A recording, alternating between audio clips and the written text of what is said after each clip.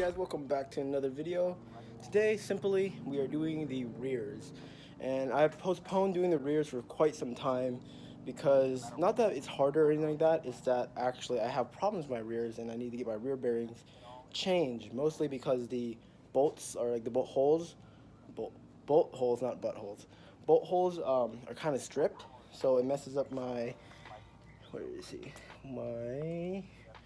Like this one. Also, I don't know if you guys can really see that. See how messed up that is? That is because the bolt hole is all stripped out and messed up. So that causes issues and stuff like that. So I'm just gonna try and do it and see how it goes. Hope for the best. I am gonna get some new bolts and a new bearing, so that we can get new bearings in on both sides. So far, I have the tire off. That thing's ready. It's on jacks, and we're ready to go. So it's pretty simple. This one is like compared to the front. This one should take way less time. So let's get right to it. All right. So first thing first, this bolt right here, 1818. On this side, if you're using a socket, you might need a little thing that I don't know what it's called actually. It's like this thing. You guys can probably see that because the bolt behind it is pretty close, but if you're just using like a wrench, that's probably what you should use, and it's perfect for it. Okay, and then it's because it's jacked up like this, you guys can see the bolt right there. Just lower it slowly, and you can be able to pop this one out. You want to do this first so that you can get to the bolt in the back of here for the strut. Alright. Boom. This one right here for the strut. I think it is a 21. Alright guys, I'm on the other side now, just to, keep it going. This is the 21 with a socket. I'm out of breath because both sides were horribly hard to do without an impact. So if you have an impact, good for you. If you don't, it's doable. It's just gonna take a lot of freaking energy. At least for me it did. So I don't know, maybe because I don't know why actually. It only has 60,000 miles on it, so maybe it was like rusted already, or I don't know. It probably differs from car to car, but that was so bad to get loose. Wow. All right, once you have that thing loose or taken out completely, this thing will be free. And in there should be one right here. I don't know if you can barely see that. There's a 16 right there, and another 16 on the other side, right there. All right, take those out, and you're good for the next step. All right, so once you have the thing off, this top part is what you want off. If you have impact, you can easily buzz it off.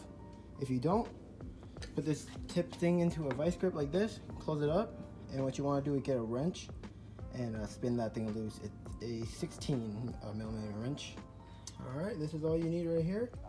This goes on top of the new strut, at least for my coilovers. Some coilovers might have something for you, but this goes right on top of, it'll go right on top of here and sit down.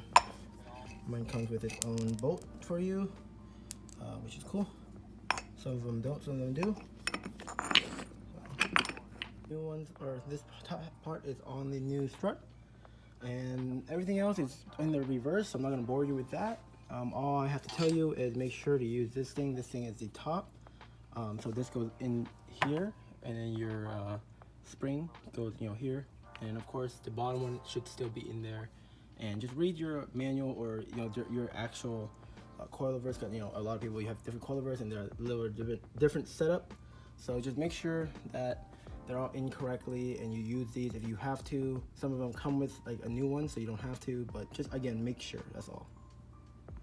All right, so here it is. I don't know if you can really see a difference. I think these need to kind of like settle more than the front, because the fronts are just like coilovers. The rears, how like Volkswagens are, once you get them up in the air and then you put it back down, it needs to like kind of hit a couple bumps before it kind of goes into where it's normally supposed to sit. So I think it'll kind of come in another, like right here or so, which is, right here. It should come up a little bit, I think. I'm not sure.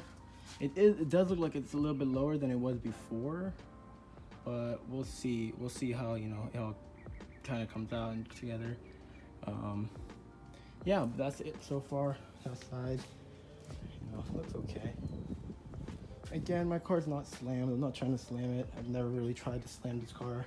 If I go a different route, maybe, like, if I go a different kit, or something like that, or maybe later on in the future we can slam the car. But as of right now, I like the meaty setup, and I actually might go a little thicker on the tires, so that you can cover or what do you call it, so I can fill in the gaps of what the tires and the fenders are. So we'll see. Right now I have some scrubbing issues in the front. Well, I don't right now, but I would if I go any bigger. So we'll see how it goes. Thank you guys for watching, and again, hit the like, subscribe button, all that stuff. You guys already know I do a lot of these videos, just to videograph my journey, I guess, with the car. And so far this is how it's going. And yeah, let me know in the comments if you guys want to see something else. I have a lot of things coming in store, and let's just say turbo upgrade is coming up pretty soon, so stay tuned, guys.